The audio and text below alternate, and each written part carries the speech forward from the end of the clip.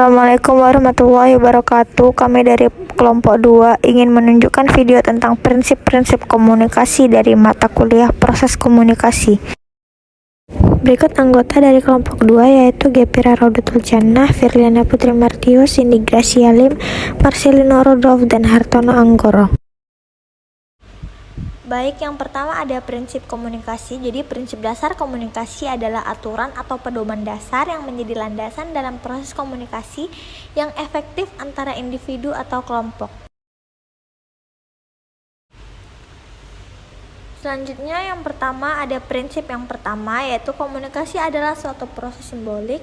Dikutip dari buku Ilmuwan Suatu Pengantar 2010 karya Dedi Mulyana, komunikasi merupakan proses penyampaian dan pertukaran simbol, lambang, tanda, atau gambar dari komunikator kepada komunikan.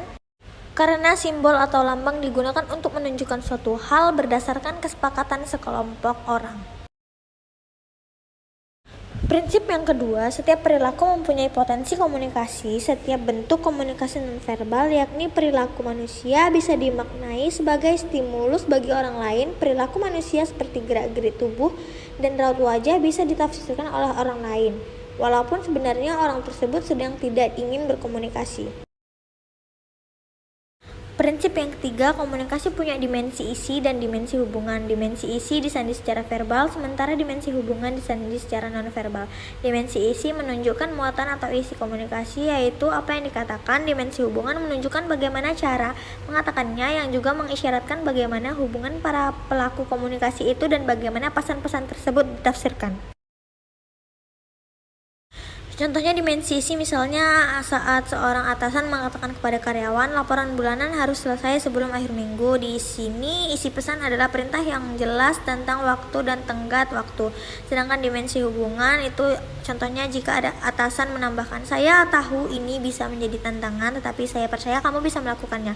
Maka dimensi hubungan muncul. Pesan ini menunjukkan bahwa dukungan dan kepercayaan yang mempengaruhi bagaimana karyawan merespon perintah tersebut. Yang keempat, komunikasi berlangsung dalam berbagai tingkat kesenjangan. Setiap tindakan komunikasi yang dilakukan oleh seseorang bisa terjadi mulai dari tingkatan kesengajaan yang rendah, artinya tindakan komunikasi yang tidak direncanakan atau apa saja yang dikatakan atau apa saja yang akan dilakukan secara rinci dan detail, sampai pada tindakan komunikasi yang disengaja atau pihak komunikator mengharapkan respon dan berharap tujuannya tercapai. Yang kelima, ada komunikasi terjadi dalam konteks ruang dan waktu. Komunikasi dalam konteks ruang dan waktu mengacu pada informasi yang ditukar antara individu atau kelompok dalam berbagai situasi yang ditentukan oleh lokasi dan waktu. Berikut adalah beberapa contoh komunikasi dalam konteks ruang dan waktu. Yang pertama ada komunikasi langsung atau face-to-face communication. Itu waktu saat Anda bicara dengan rekan kerja di kantor. Ruangan dalam ruangan kantor di mana ada berada dalam jarak yang dekat dan dapat berinteraksi secara langsung. Yang kedua, komunikasi tidak langsung atau indirect communication. Waktu ketika Anda mengirim pesan teks kepada teman yang mengingatkan mereka tentang pertemuan. Ruangan, pesan tersebut dapat dikirim dari rumah atau di mana saja dan teman Anda dapat membacanya kapan saja. Selanjutnya prinsip yang keenam, komunikasi melibatkan prediksi peserta komunikasi. Pengertiannya itu prediksi dalam komunikasi mengacu pada kemampuan individu untuk memperkirakan bagaimana penerimaan pesan akan merespon informasi yang disampaikan. Atau pentingnya prediksi ini penting karena dapat membantu dan menyusun pesan yang lebih efektif, memilih saluran komunikasi yang tepat dan mengelola konflik atau ketidakharmonisan. Selanjutnya ada prinsip yang ketujuh, komunikasi bersifat sistematik. Terdapat dua sistem dasar dalam transaksi komunikasi, yaitu sistem internal dan sistem eksternal. Sistem internal merupakan seluruh sistem nilai yang dibawa oleh individu ketika ia berpartisipasi dalam komunikasi di berbagai lingkungan sosialnya, keluarga, masyarakat, tempat suku, agama, lembaga pendidikan, dan sebagainya. Sistem internal ini mengandung semua unsur yang membentuk individu yang unik, kepribadian, pendidikan, pengetahuan, agama, cita-cita, dan sebagainya. Kemudian ada sistem eksternal, yaitu terdiri dari unsur-unsur dalam lingkungan luar individu atau kata-kata yang dipilih dalam berbagai bicara, isyarat fisik, kegaduhan sekitar cahaya, temperatur ruangan, dan sebagainya. Maka dapat dikatakan bahwa komunikasi adalah perpaduan dari sistem internal dan eksternal. Lingkungan mempengaruhi komunikasi kita, persepsi juga mempengaruhi cara kita berperilaku.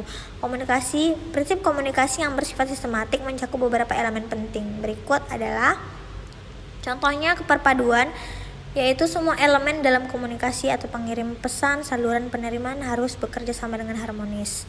Kemudian yang kedua ada keteraturan, pesan yang harus disampaikan secara teratur. Kemudian yang ketiga ada tujuan yang jelas, setiap komunikasi harus memiliki tujuan yang spesifik.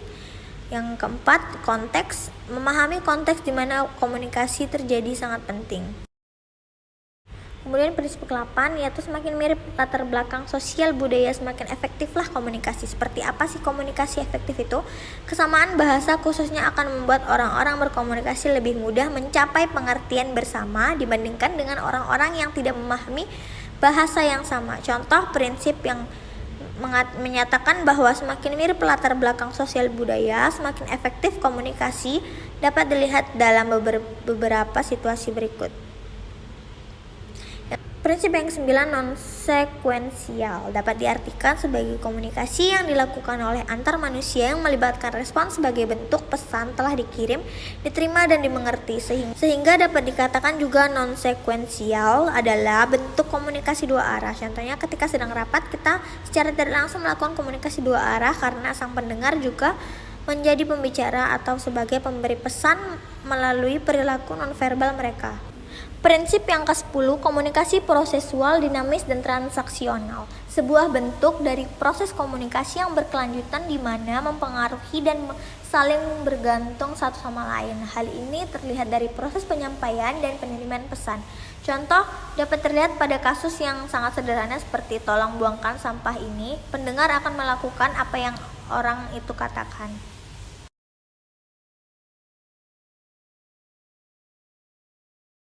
Prinsip ke-11, komunikasi bersifat irreversible atau setiap orang yang melakukan proses komunikasi tidak dapat mengontrol sedemikian rupa terhadap efek yang ditimbulkan oleh pesan yang dikirimkan. Komunikasi tidak dapat ditarik kembali. Contohnya, jika seseorang sudah berkata menyakiti orang lain, maka efek sakit hati tidak akan hilang begitu saja pada diri orang lain tersebut. Prinsip yang ke-12, yaitu komunikasi bukan penasehat untuk menyelesaikan berbagai masalah. Prinsip komunikasi ini menjelaskan bahwa komunikasi bukan satu-satunya solusi pemecah masalah, karena komunikasi hanya salah satu faktor pendukung dalam penyelesaian masalah. Terdapat contoh nyata, yaitu aksi Aceh Merdeka. Jika pemerintah hanya berbicara atau berkomunikasi dengan pihak warga Aceh tanpa adanya usaha untuk memenuhi keinginan Aceh sebagai persyaratan batalnya aksi Aceh Merdeka, maka dari pihak warga Aceh pasti akan menolak bujukan dari pemerintah dan tetap melanjutkan aksi mereka. Berikut adalah rangkuman penting. Sekian video dari kami. Apabila ada kesalahan kata, kami mohon maaf yang sebesar-besarnya, dan terima kasih kepada dosen pembimbing kami, Bapak Hendrik Kramer. Kami ucapkan terima kasih banyak. Wassalamualaikum warahmatullahi wabarakatuh.